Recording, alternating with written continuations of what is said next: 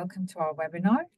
My name is Amy Rafat. I am a private sector specialist with IFC's employability program, Vitae, and I will be moderating this session.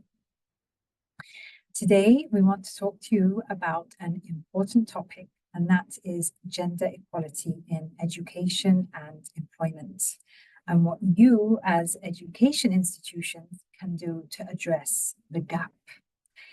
There's a lot of research illustrating the gender gap, and much has been done already to close the gap on education, but much still is needed to close the gap on employment. And we know that's what you, the audience, care about the most, and that's having allowing your students to get the best opportunities in the space of work, regardless of their gender. The problems that face women in education and the workplace are different. It's also important, though, to recognize that gender is not the only issue creating inequalities.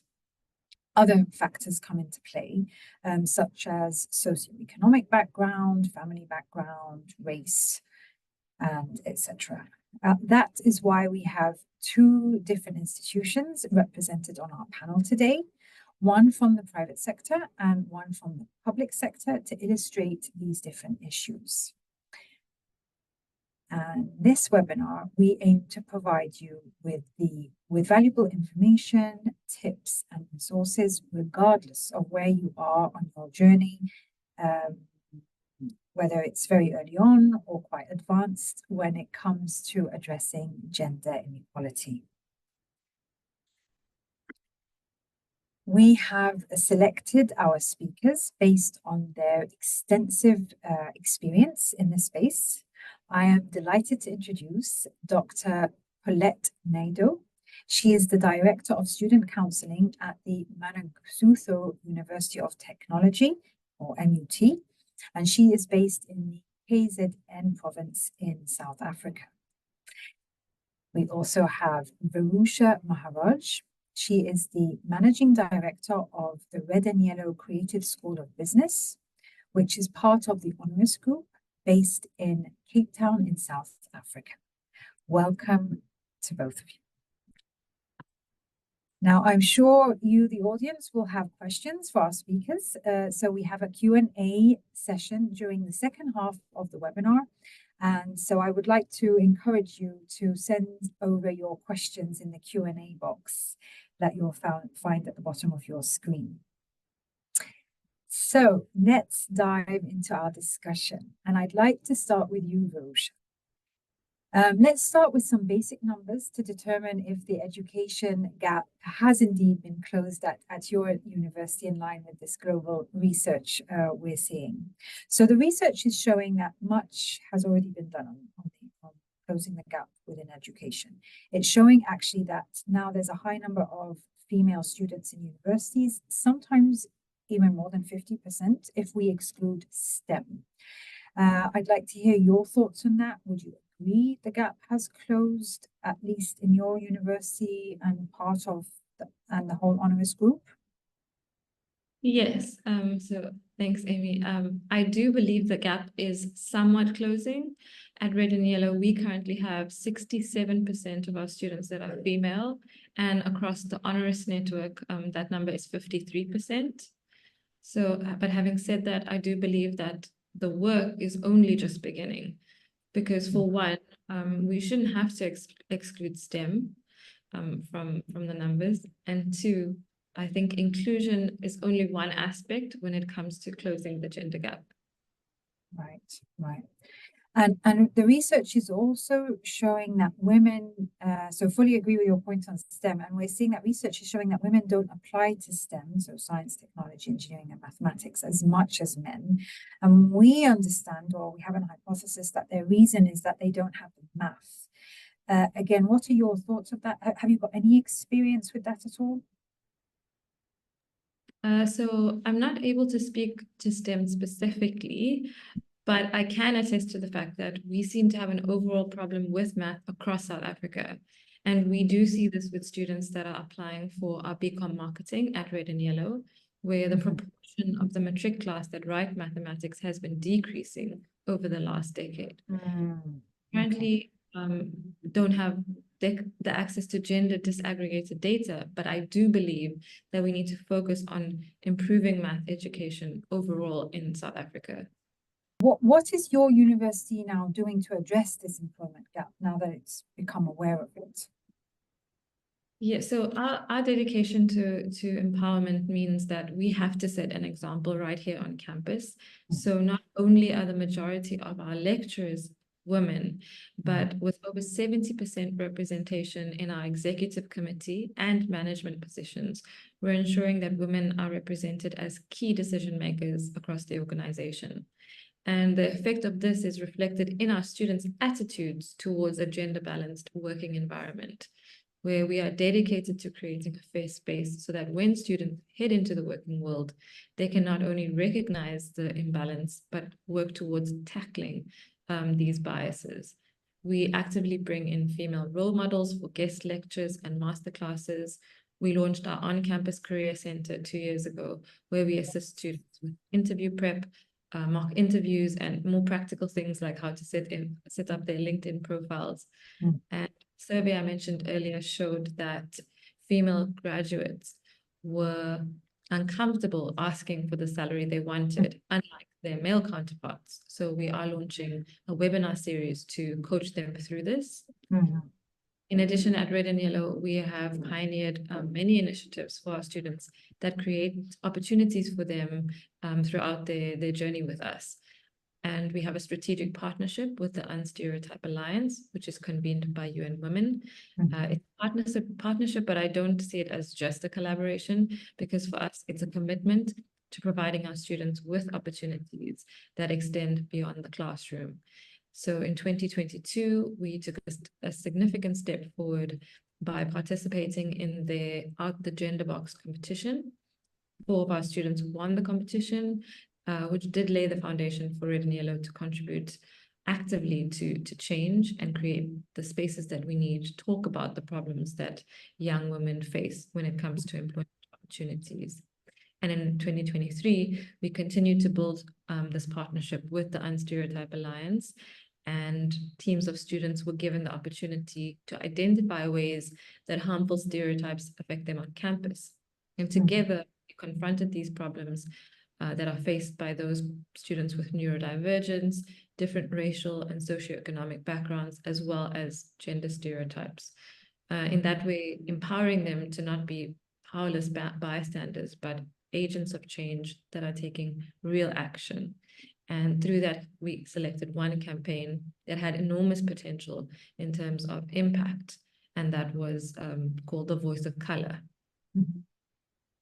Wow, okay, you guys are doing a lot and really walking the talk.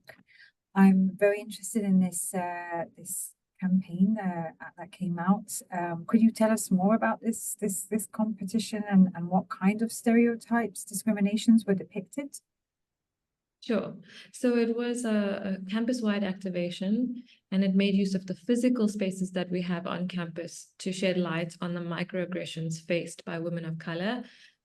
These would be things that they would face on a daily basis through examples of language and actions that are taken, without any thought. So over our 2024 orientation week, the new and the returning students were directly confronted with the harsh realities faced by women of color. And they were able to engage with their own bias by writing down instances where they experienced a microaggression or participated in one. And all students were encouraged to wear what they came up with called ally bracelets to ensure that the campaign lives beyond the orientation period. So I firmly believe that projects like these serve the urgent need to tackle these biases and prejudices, both overt and subtle, and empower students to confront these issues head on. Some of the examples highlighted what they have faced on campus. So there was one example where a student noted someone touching their hair and asking them if it's real. And another student spoke about how she faced microaggressions in school during lunch time, where she would be asked why her lunch smelled a specific way, and it didn't conform to a traditional Western lunch. Or even a male student assuming that a female student could not carry photography equipment just because they were female. Mm. Yeah, it's interesting to see all these unconscious biases. Thank you for sharing that, Rosha. So let's hear about the numbers and the gender gap, whether it's been closed or still there at MUT, with students coming from slightly different backgrounds. So Paulette, I'd like to ask you the same initial question. What are your thoughts on the closing of the gender gap when it comes to education? And maybe you could talk us through MUT's experience or some of the numbers. Thank you, Amy. I think, yes, to a certain extent, the gap has been closed on access to education. What we are finding is that there are more female students that are accessing higher education. At MUT, for example, for 2024, females constitute 56% of the total enrollment rate for this year, while males constitute 44% of the total enrollment rate. Mm-hmm. So what we are actually seeing is an increase of 12% more females this year. And then if we just look at the faculties, we find that there are, although there are more males represented in engineering, we find that there are more females represented in management studies or management sciences and in the Faculty of Natural Sciences. So what we do pick up is that if you break it down further, there is still some nuanced disparities in the male-female representation across courses and faculties. Particularly amongst what you'd still consider male-dominated career paths and fields. Right. So it looks like access to education are the same at both universities. It's in line with the statistics and research we're seeing at a global level. That gap is closing. Going to the STEM topic, and you brought this up. So it is showing that not as many women apply. And to ask you the same question I asked Rosha, we understand the reason is that they don't have the math. Again, what kind of experience does MUT have on that?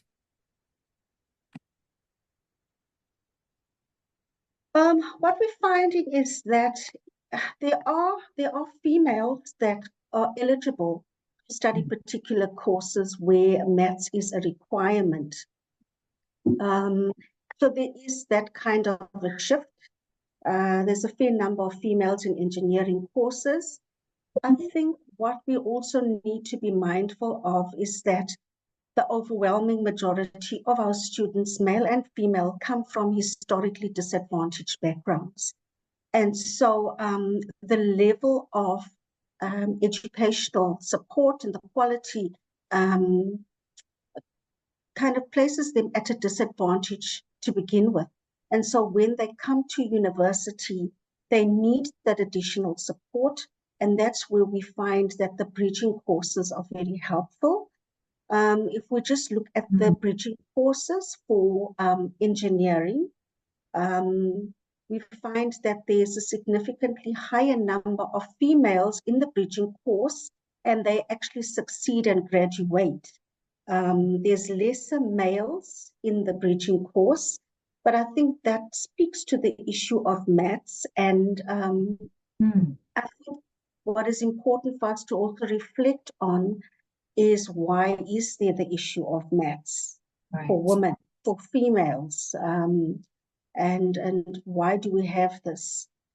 And I think what I've been reflecting on with colleagues and with students is the ways in which maths is presented, portrayed, and made accessible to males and females, beginning in primary and secondary schooling, not only in higher education. I think the way the subjects are presented and made accessible, the way maths is chosen, and the extent to which females are encouraged and supported to consider maths as a viable subject that can actually take them further into the career path that they would want to go into. And then lastly, I think what guides us is the extent to which females consider themselves as having the potential to excel in maths, which would then translate into action. I think that is also important to take into consideration. Right. Yes, no, that's an interesting point. Looking at, backwards, it starts earlier on, and what are women or little girls encouraged to study. Moving to the employment gap, again, just to restate, at IFC, both the gender and the Vitae team have found a gap when it comes to employment, despite seeing much better, closing of the education gap. So when it comes to a job and salary level, and again, to ask the same question to you, what are you seeing at MT? What's your experience? Any numbers on that? What we are seeing is that there are more female students that are taking up the opportunity when jobs are advertised.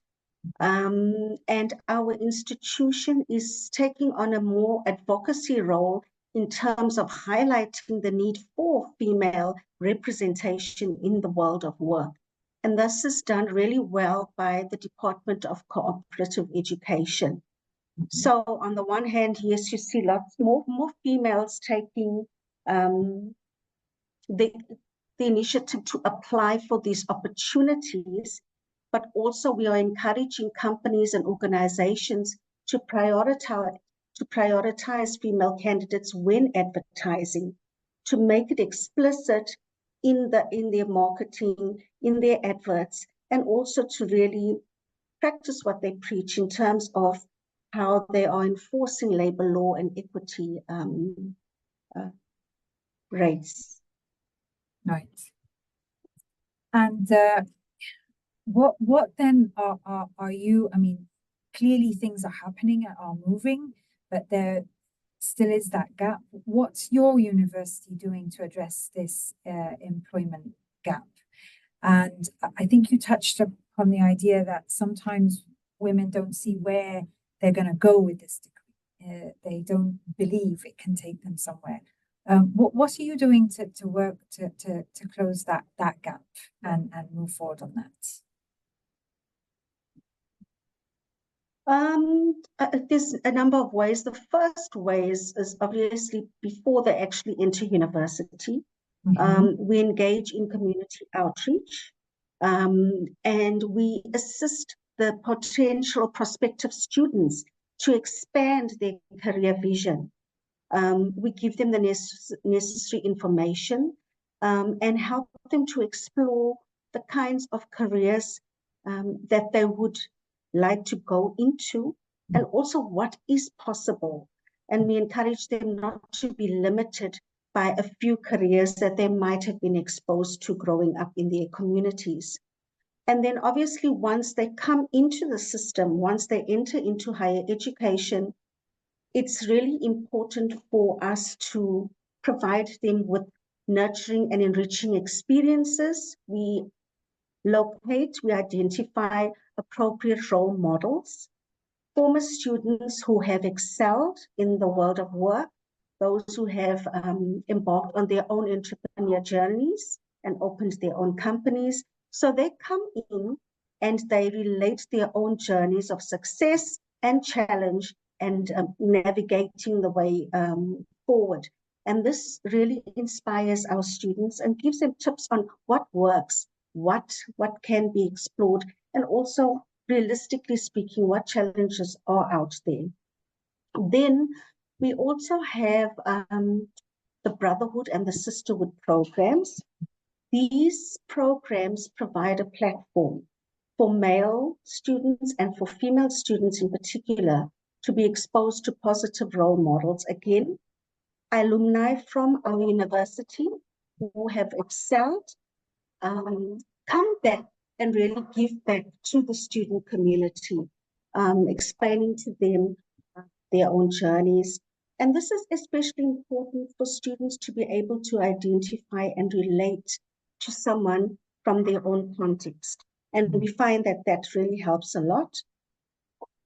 We also have a peer help program, which provides relevant skills that students are able to take with them into the world of work, and it enhances their employment prospects.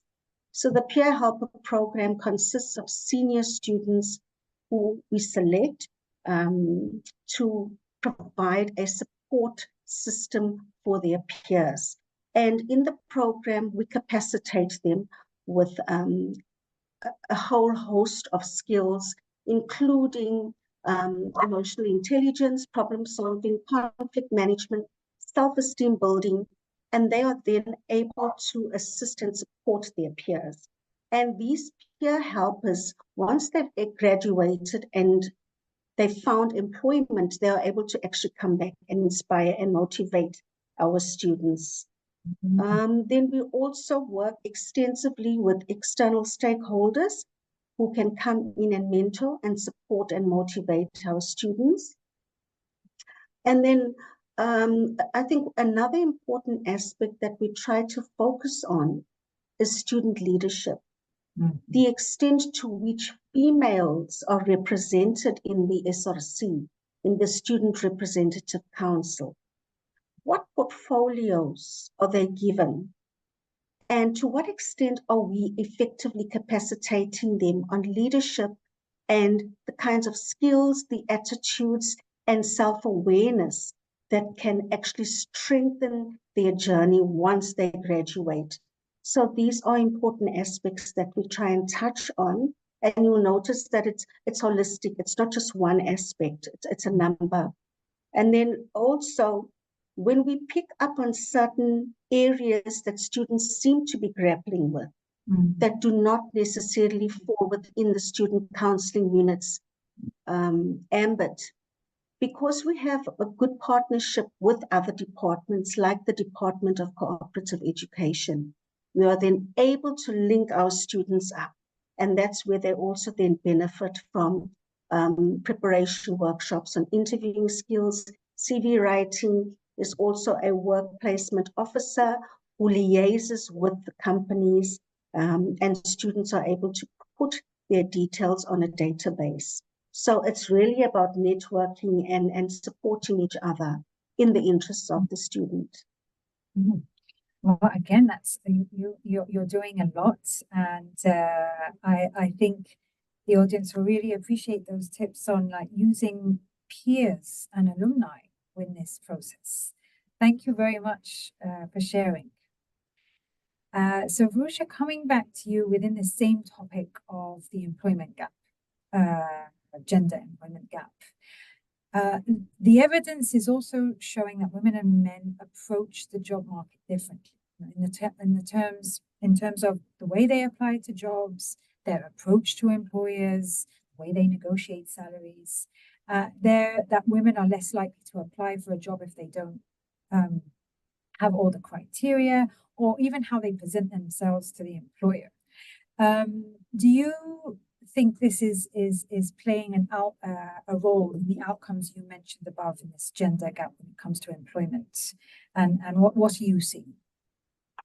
Yes, I would say that the results of our last survey does align with this global evidence. These are some of the issues that did come out in the comments. The female graduates were more likely to take what they're given, to just accept the role and the salary as is, while the male graduates did value themselves more.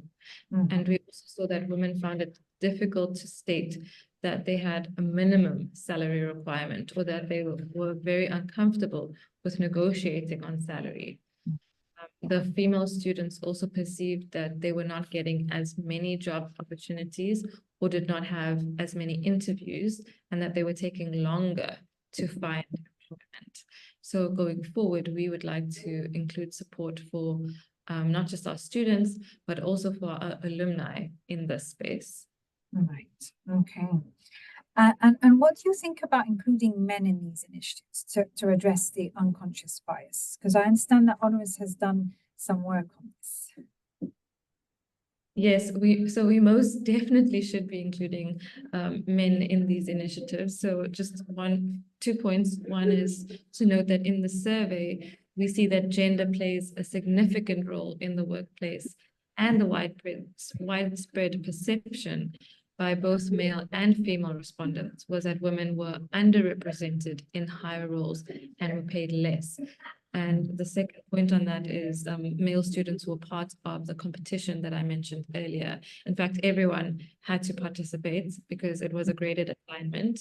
And this was to help them understand when these biases occur in the industry, help them stay away from them, and for both men and women to help them see that they have a voice.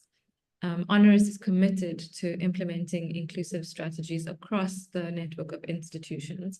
So each year, Honoris assesses the gender parity across our institutions and combines the data to provide an accurate overview of the Honoris students across Africa. This helps to define and implement initiatives that can help close the gender gap across male and female student initiatives. Yeah, that sounds great, and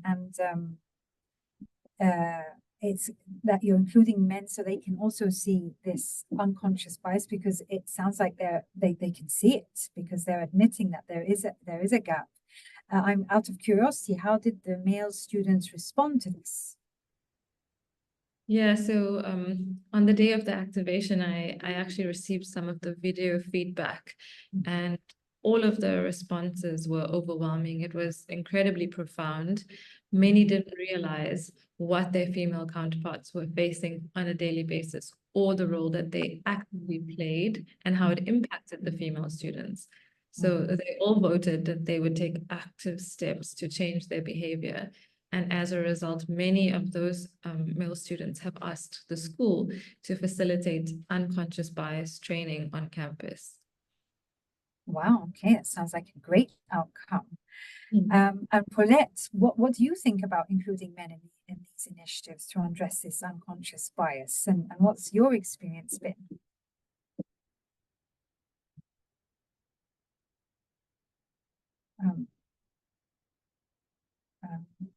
Absolutely, Amy. I don't think we can leave males out of the conversation. Do so would actually be perpetuating an inequality, an inverse inequality. And I think it's important to include them for them to recognize that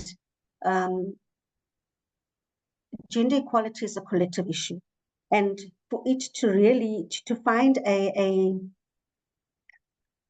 proper solution, you need the voices of everybody to be represented. And it's only in including everyone that you are then also able to pick up and discern where the misconceptions are, what are the prevailing attitudes, the problematic behaviors that might be encouraging this gender inequality and this lack of transformation. So it's absolutely imperative to have an inclusive conversation or inclusive dialogues with both males and females. And in your experience, how have the men been responding when you include them in these initiatives? Yes, they have. I think from there's different motivations. I think some come with an open mind, wanting to learn and understand. Some are just curious and want to see, okay, well, what is it that we are missing? And others just come for the sake of coming, but they all leave with a different level of awareness, especially when topics and issues are discussed, and the subtle, the more implicit ways in which behaviors and attitudes are perpetuated, when those are unpacked in the context of dialogues, and everyone gets a chance to speak and to share their own experiences, I think then greater learning takes place, and people move out, or they move away from their spaces with a different understanding of what's going on, and what they need to do as individuals and as a collective. And I think it's important, we always emphasize, it's not about taking sides. It's about who are we speaking about, all of you all. And so there's no us and them. I think initially, when you have these discussions and dialogues, there is a sense of it's going to be us and them. But it's important to neutralize and equalize the space. And you can only do that when all of them are speaking at the same platform. It does work really well once you overcome some of the resistance. And when people start to realize this is not a blame game, we're all wanting collective solutions. What do you think? How could that actually be a problem, or how could that be a barrier? So I think the attitude and the approach is really key to transforming the way people think and the way they behave and respond and address inequalities. Right. Yes, it's a process, and I really like the way you frame it. It's like it's an our problem. It's not us versus them. It's a problem that it impacts everyone. Yes. Evidence is also showing, as I indicated in the introduction, that gender is not the only barrier. Other factors interfere as well, such as family, income level, family background, whether the student is a first generation to go to college or not. and what are your thoughts on that, Paulette? What are you seeing at MUT, especially as MUT is a public institution and will be attracting students from different backgrounds? Yes, you know, it's imperative that we adopt an intersectional approach to understanding student challenges and also assisting and supporting them. Students are diverse in our context, as in other institutions as well. So it's not just gender, it is ethnicity, it is language, it is disability. And so the diversity profile which they all present with, it inevitably makes their experience of inequality and of opportunity and access different. Obviously, there's similarities, but I think each person's story and their journey is unique. And so it's important to give each student an opportunity to share what they've been through and what impacts on their life experiences, on their lived experiences. I think it's also important to use an intersectional approach when we want to empower them and get them into the world of work. Because some, or quite a lot, are first generation students. And so there's a lot of demands on them, not only from family, but from community, and not having had adequate professional role models to support them. I think the journey is quite difficult and it can be quite burdensome. And that then, in addition to that, coming from an economically disadvantaged background, there's a lot of pressure to excel and to also alleviate the poverty, not only of the self, but of the family and the community. So those are some of the kinds of things that we have to be very mindful of. Also issues of language and culture and how that impacts on our students' experiences of campus life, their first year adjustment to university, and also where they envisage themselves going to work. Where do they see themselves as belonging? And so it's really a very complex and a multi-layered picture that we're dealing with. Yeah. Thank you for that. That also that approach, explaining this intersectional approach. I think that's very helpful. Varusha, you've already touched upon race and how that came out when you worked with students on addressing stereotypes. What are your thoughts on these other barriers, such as socioeconomic background? Are you seeing any of this at the Red and Yellow School of Business? We have seen that gender is definitely not the only barrier, and more specifically, it is prevalent from students that are coming from less privileged backgrounds. We can see daily some of the challenges faced by our bursary or our scholarship students at Red and Yellow. And as part of our mission, we see education as the key to transformation, and our social promise ensures that at least 10% of our students don't have to pay for their studies. But what the Color campaign did was it helped to shed more light on some of the issues that these students face.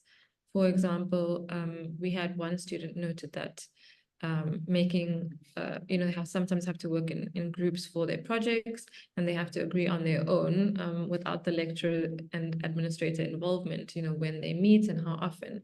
And someone has suggested meeting at 8 a.m. for a review, and the student noted that it was not feasible. And the other students in the group didn't react positively to that at face value. So this student who was facing a challenge with this was faced with a gap because the rest of them did not understand the context, that they didn't understand that this student would need to wake up at 4 a.m. because they have to take public transport. They have to take public transport, which is not always readily available.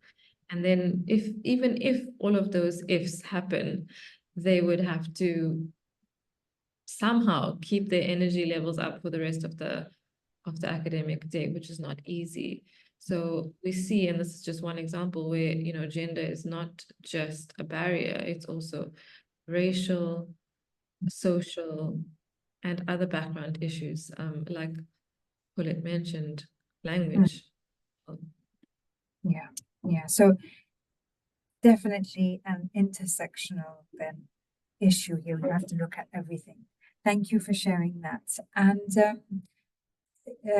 moving to again, how we can address this. Are you working with employers at all on addressing this gap, or do you have any plans to work with employers on addressing this employment gap, given all the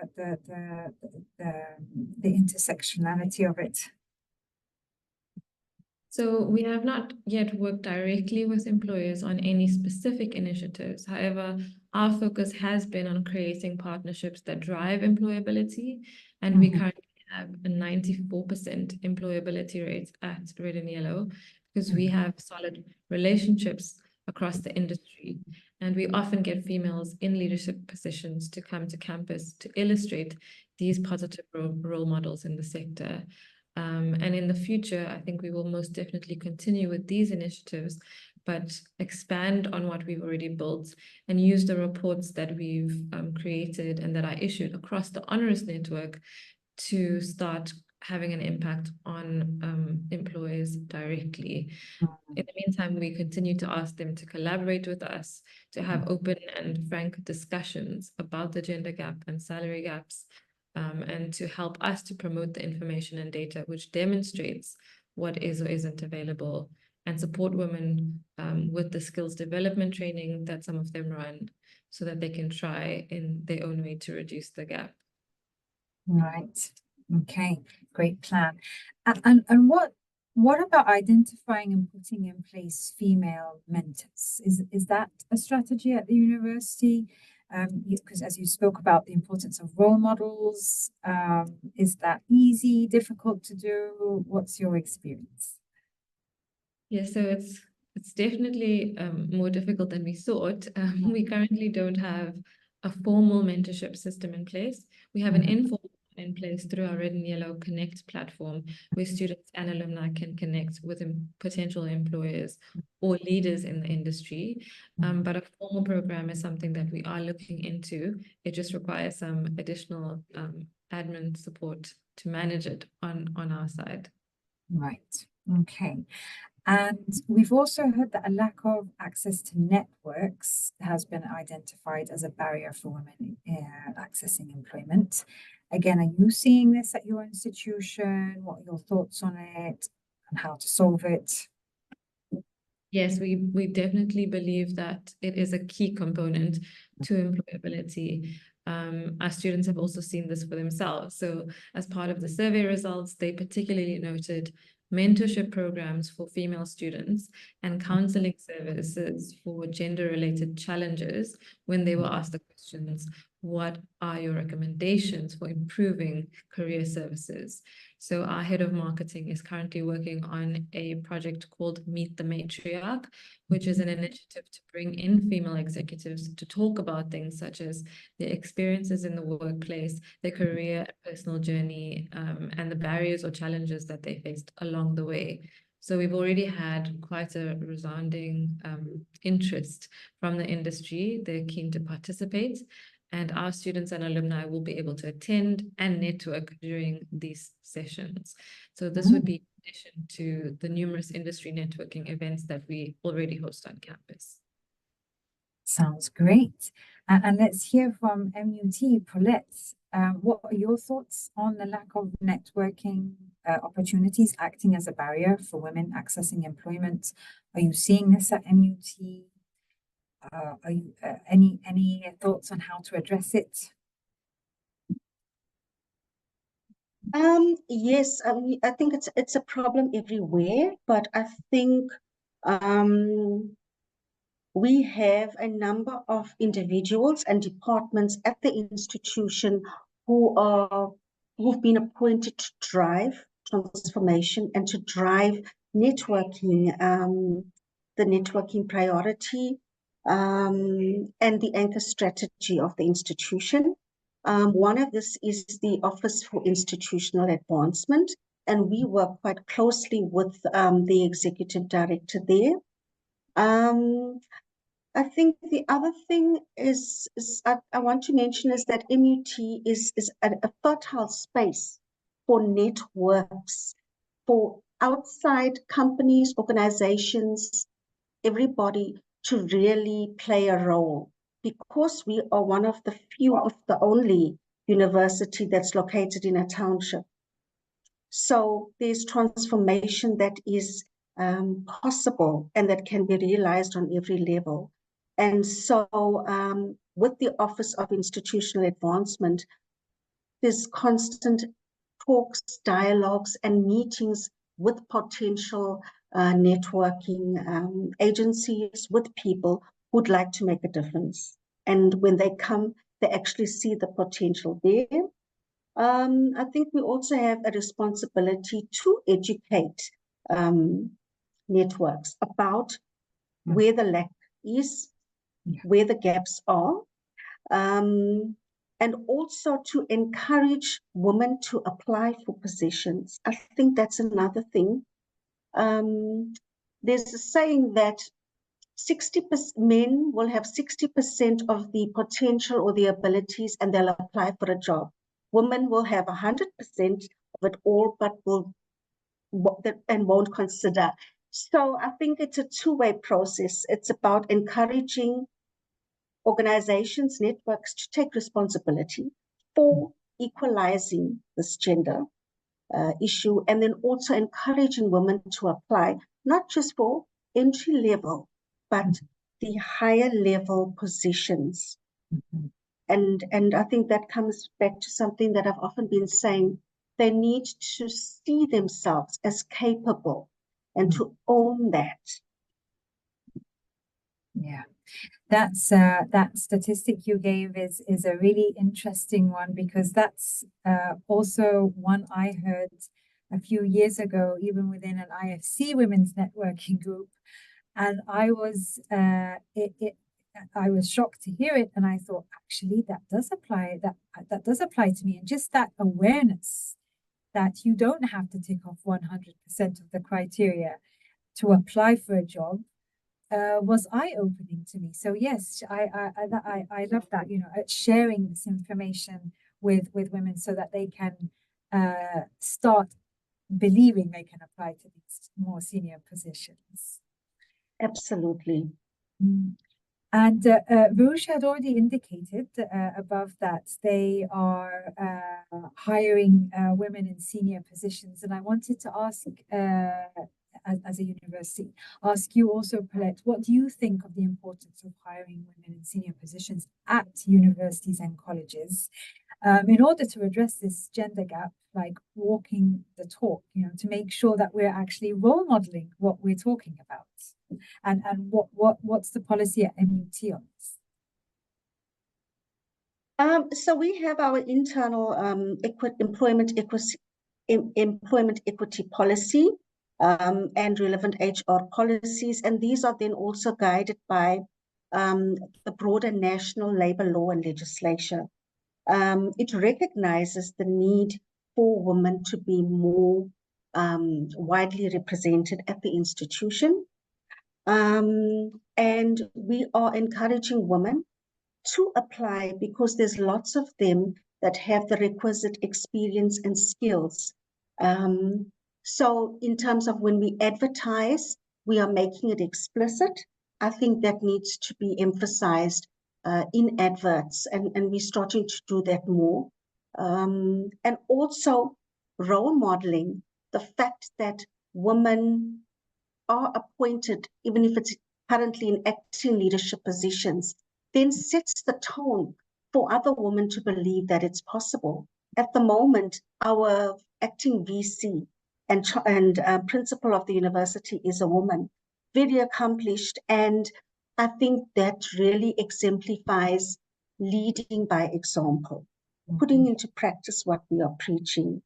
I think other ways is really to integrate succession planning into the practices and the operations of the units and the departments so that women can have a clear path, they can see where they are going, and they are given the necessary skills and the opportunities to gain the relevant experience. Mm-hmm. Hey, that's great to hear from both of you on that. It's now time for our Q&A, and I can see one question coming through. And actually, I'd like to ask both of you to answer this one. I think you'll both have great tips to share. That's what advice do you have for other universities that want to start engaging on addressing this gender gap? Where should they start? And any tips on keeping this at a low cost would be helpful. So how about you go ahead, Paulette, first, and then we'll move to Varouche to respond to that as well.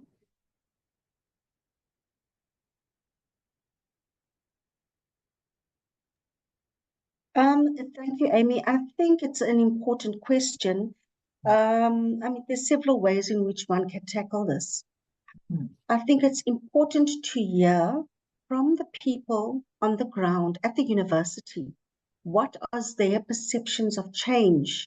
What are their frustrations? What are their challenges? What would transformation mean for them?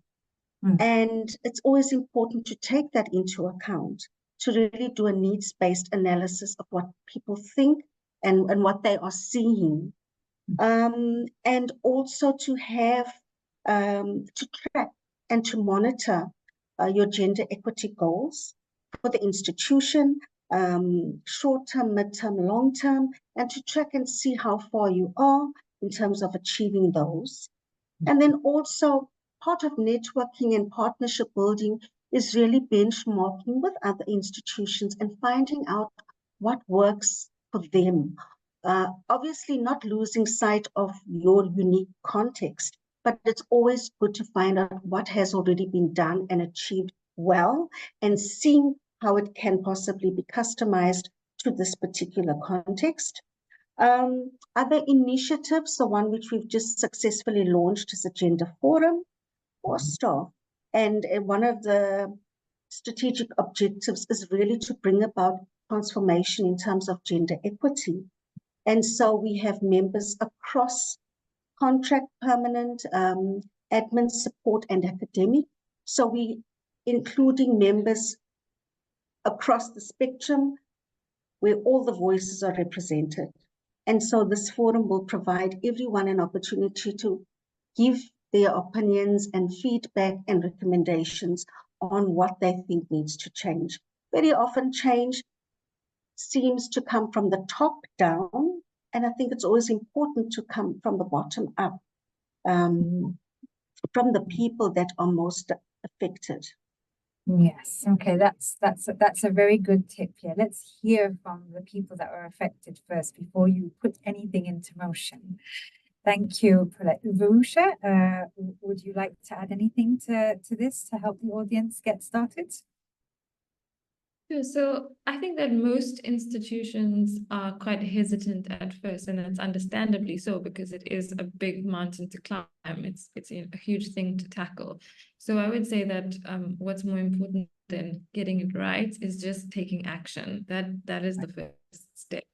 So Paulette mentioned it earlier, partnerships, and just to build on that, I think it's extremely important because if you're talking about limited resources, this gives you an opportunity to leverage resources that you may not have and work on ideas or best practices from other people.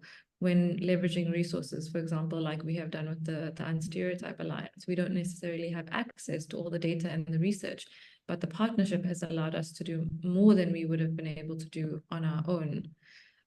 I think some quick wins are also just looking at female representation in specifically student leadership roles. So even within student organizations and clubs, aside from just the SRC. And then I would also say to work on building an inclusive curricula, so addressing gender bias in textbooks and teaching materials, which we've been able to do even when they're not specifically for assessment purposes. And broadly, just create a space for open dialogue on gender-related topics, including workshops and live experiences that don't always have to come from the faculty. The students are very keen and eager and well-equipped to be able to run many of these. So I think we can also give them the opportunity and give them credit to take on some of those experiences. Yeah, leverage your students because they want to address this too. That's a great tip. And there's a follow-up question, Varusha, on the Unstereotype, the UN Unstereotype project. How can others collaborate on this project? Yeah, how would we collaborate with them like you are?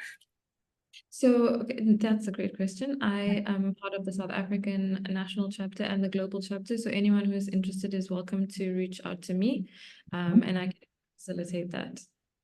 Okay, great. And then I would believe within the same topic of like how to get started, we have a question here. How many staff members do you have working on gender equality and how many did you have to begin with? So maybe Varusha, you can go and then Paulette to get an idea across different organizations. So I mean, we had none to begin with, and if we exclude the time that I spend on it, because it is very close to me, I would say we have about 3 people. But all heads of departments and all executive committee members touch on it in some areas of their roles, and are involved in many of the forums and engagement opportunities that we have. But to consolidate it, I would say 3. Right. Okay. And Paulette?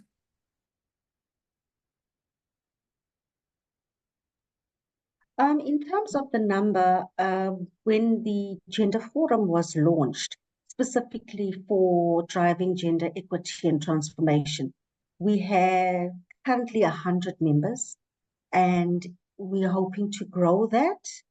And members composed of the EXCO, Executive Committee, and Extended Executive Committee, and there's different portfolios there. And we're hoping that more and more staff will actually join and become members. And I think what's also important is to encourage using this particular structure to encourage inclusion of gender as an item on staff meetings, faculty meetings, statutory committee meetings. So it becomes embedded in institutional practices across the different levels. And like Parisha is saying, you don't necessarily need hundreds and hundreds. It just can start with a few, but the impact actually cascades. Just to add that this Gender Forum initiative was actually started by our acting VC, the female VC. And just that one person has actually, it's had a ripple effect. And now we are sitting with 100 members and hopefully more. So, yeah. Okay, thank you for sharing that. So then we have another question here, and I think then we'll have to stop because we're running out of time. Okay, so you both mentioned networking opportunities.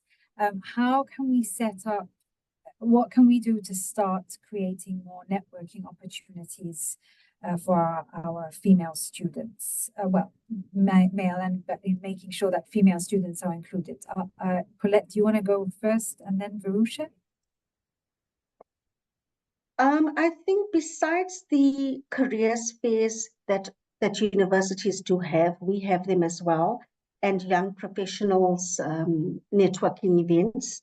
Mm-hmm. I think there is time, or there should be an opportunity for female-specific platforms and events, similar to the careers fair and the young professionals, but really geared towards empowering females. Mm-hmm. So an extension of these existing programs, but really focused specifically on women and the challenges, and again, bringing in the role models from outside and alumni. Okay. Thank you, Colette. Varusha, anything to add?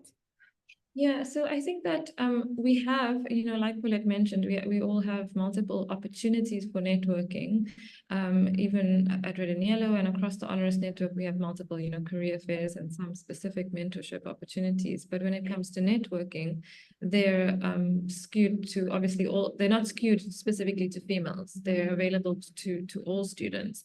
And so while we do have female role models that come to campus and do masterclasses and webinars, and the students get to network with them afterwards, that wasn't enough. So my advice is to be intentional about the female networking opportunities, and that was how the Meet the Matriarch concept that I mentioned earlier was actually born, because we realized that we needed to have something specific and focused. And the same when it comes to the student-led initiatives, where they have created a forum for networking within Red and Yellow, but specifically for female students. So to be intentional and to create the opportunities and spaces for these to happen. Great, thank you so much. Well, thank you to both of you, and we'll need to wrap it up now as our time is up, unfortunately. So we've learned some good points about what the gender gap looks like in employment and what education institutions can do to better close that gap. Thank you very much to our guest speakers, Colette and Varusha, for taking the time to share your knowledge and experience. Thank you everyone for joining, and we hope you found this helpful on your journey in addressing the gender gap. If you have any questions about how the IFC Vitae program or how we might help your institution on employability outcomes, please don't hesitate to contact us through the Vitae website, which is provided in all the emails that we send to you. So thank you everyone, and looking forward to seeing you at our next webinar. Thank you.